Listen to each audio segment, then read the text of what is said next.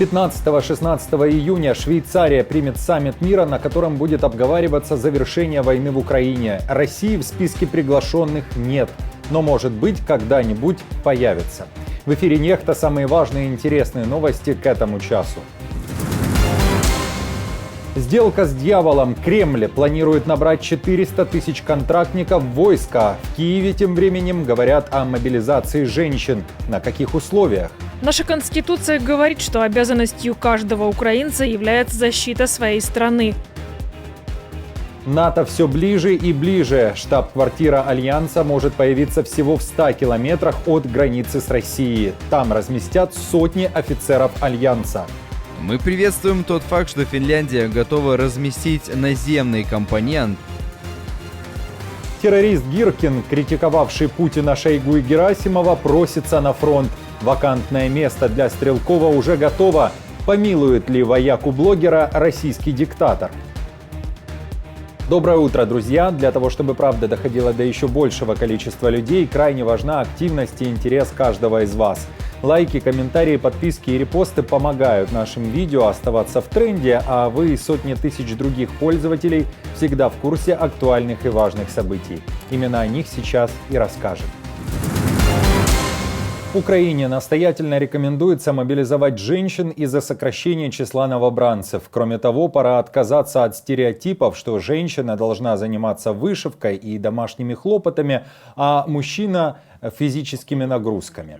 В целом же девочек надо готовить к защите Родины с самого детства. Так считает советник командующего сухопутными войсками Оксана Григорьева. Наша Конституция говорит, что обязанностью каждого украинца является защита своей страны. Поэтому вполне правильно, что женщины также служат. Наш северный сосед просто так не исчезнет. На протяжении сотен лет они неоднократно нападали на нас. Как и Израиль, мы должны быть готовы к этому. А это означает, что мы должны обучать мужчин и женщин быть готовыми к войне.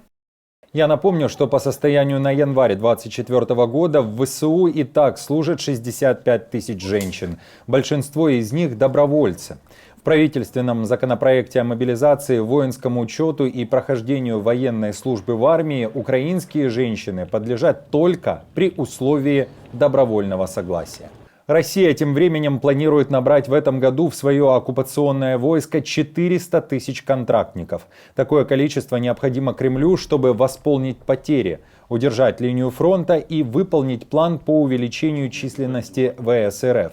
К тому же Кремлю выгодно набирать контрактников, считают в Минобороны Великобритании. Там уточняют, что и сейчас войска оккупантов укомплектованы в основном солдатами контрактной службы и резервистами, которых мобилизовали в конце 2022 года. На срочников оказывается давление, чтобы они в итоге переходили на контракт и отправлялись в Украину на фронт. А смерть контрактника-добровольца воспринимается обществом проще, чем смерть призывника, который участвовал в местных штурмах, сообщает разведка Британии. Гиркин просится на фронт. Террорист засиделся за решеткой, и теперь его адвокаты просят отправить его на линию боестолкновения. Говорят, что даже одна из военных частей готова заключить контракт со Стрелковым, и ему подготовлена вакантная должность командира взвода комендантской роты. Мосгорсуд в январе этого года приговорил бывшего так называемого министра обороны Банановой республики ДНР к 4 годам колонии общего режима по делу о призывах к экстремизму. Кремлю не нравилось, как Гиркин критиковал Путина, Шойгу и Герасимова. Адвокаты Гиркина говорят, что, имея эту статью за плечами, отправиться на фронт он пока не может. Однако у Стрелкова появится шанс, если его оправдают во время апелляции 15 мая, или же его помилует сам Путин. И я напомню, что за пределами России Гиркин признан виновным и приговорен к пожизненному заключению судом Нидерландов. Террорист причастен к уничтожению пассажирского самолета рейса MH17 в небе над Донецкой областью в 2014 году. Воды не становится меньше. Вслед за Орском уже несколько дней тонет и Оренбург. В среду во второй половине дня уровень воды в реке Урал превысил критическую отметку на полметра и был больше 10 метров. В Оренбурге на некоторых улицах плавают кастрюли и холодильники. В области подтоплены более 12 тысяч жилых домов и еще 15 тысяч приусадебных участков. Российский диктатор, которого приглашали к себе арчане, по-прежнему молчит и в гости ехать, судя по заявлениям Пескова, не собирается. Наверное, боится намочить штаны, да и воды выше роста.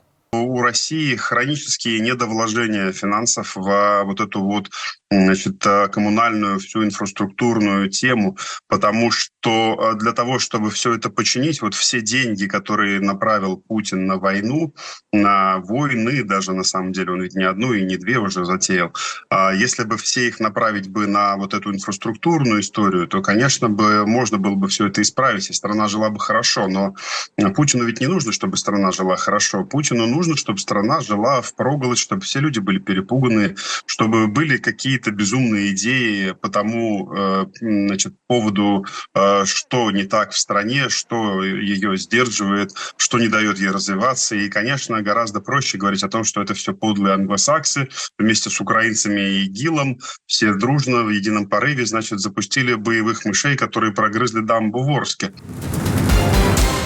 НАТО наступает, приближается, да не собирается никого захватывать. В Финляндии планируют открыть штаб сухопутных войск Североатлантического альянса всего в 140 километрах от границы с Россией.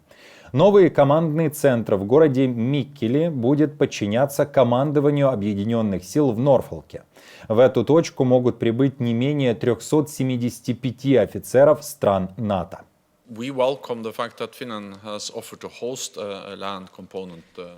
приветствуем тот факт, что Финляндия готова разместить наземный компонент, то есть командование. Но, как сказал президент Финляндии Александр Стуб, решение пока не принято. Нам необходимо провести консультации, и, исходя из этого, мы примем решение в течение нескольких недель или пары месяцев.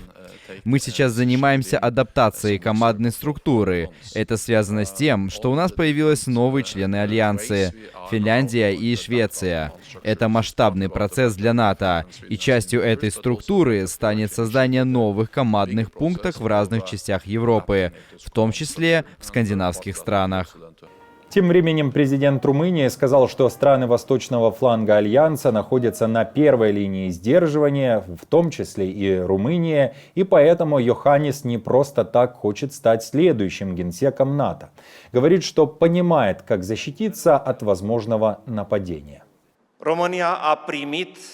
Румыния получила признание всех союзников за эффективность и профессионализм наших вооруженных сил и укрепила свой статус надежного партнера в НАТО. Более того, я убежден, что мой опыт и глубокое понимание специфики этого сложного региона представляют собой значительный вклад в будущее решения, которое Североатлантическому Союзу придется применять для обеспечения евроатлантической стабильности. На Тайване увеличилось количество жертв разрушительного землетрясения, которое произошло 3 апреля. Известно о 13 погибших. Многих подземные толчки застали в горах. В сети появились кадры, снятые видеорегистраторами. Огромные каменные глыбы и деревья с невероятной скоростью летят вниз с обрывистых склонов. Все это накрывает автомобили, которые двигались по серпантину.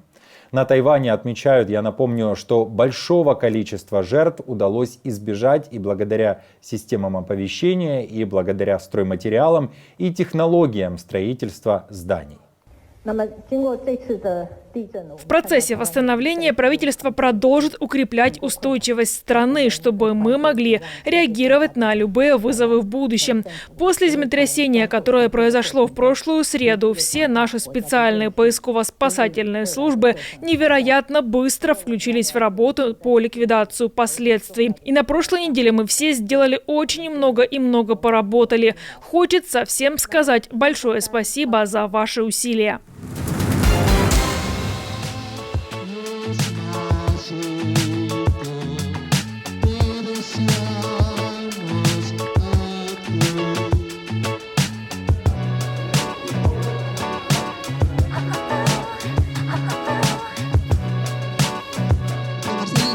Feliz cumpleaños.